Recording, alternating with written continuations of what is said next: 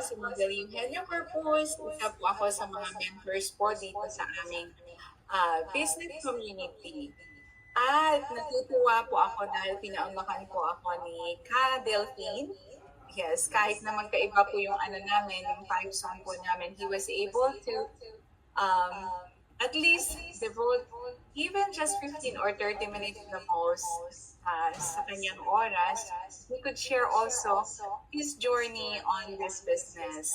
At nagpapasalamat na po ako, ngayon pa lang po ka Delphine kasi pinaunlakan po ninyo ako. And of course, I just wanted to share to all the people that no matter what our background is, what our nationality is, what our faith, what our age, what our professions, nandito po kami para ma-inspire po kayo at para malaman din po ninyo kung ano po yung aming pag-uusapan ni Ka Delphine ngayon. So, Ka Delphine, pa-introduce naman po ang sarili po ninyo dito sa mga viewers and followers and of course families and friends po natin na nanonood sa ngayon.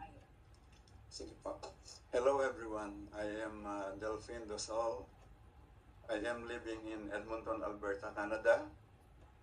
I am 69 years old. A retired CNC machinist since the pandemic.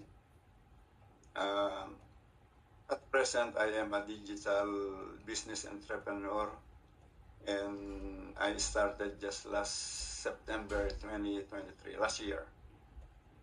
Oh wow, ang galing talaga, no? Who could think na September 2023 his life changed in a twist. It turned like 360, right, Ka Delphine?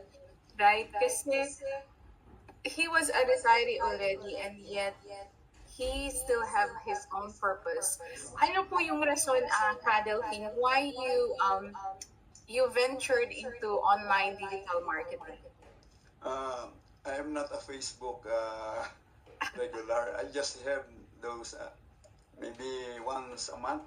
But when I saw my mentor's post, I was intrigued. I was, why is he posting like that? The pricey cars. Yun ang naka-attract sa akin. And then I asked him, Kalito, how does that work?